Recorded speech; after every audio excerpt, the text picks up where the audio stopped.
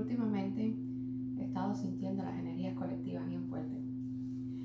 Como que la gente está agotada, desconectada, sobreestimulada, cargando de emociones demasiadas, mucha carga emocionalmente.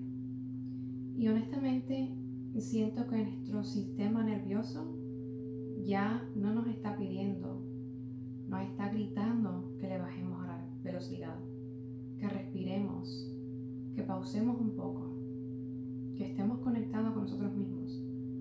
Así que he estado creando algo detrás de las escenas, algo muy intencional, algo sanador, un espacio para volver a respirar, para soltar, para realinearte.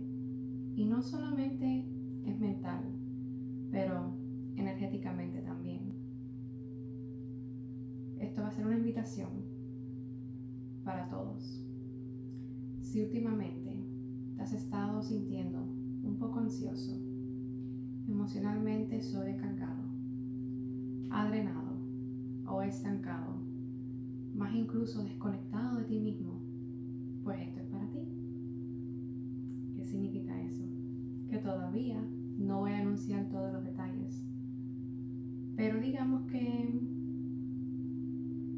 incluye sonido, frecuencia, energía y restauración bien profunda, al punto de unirse una manera bien bonita.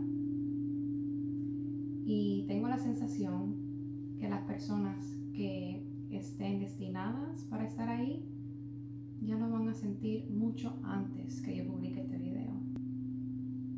Siempre tengan en cuenta que el momento para uno mismo no debería ser nunca negociable. Mantente cerca, los detalles vendrán muy pronto. Recuerda, tu cuerpo recuerda la armonía. A veces solamente necesita un poquito de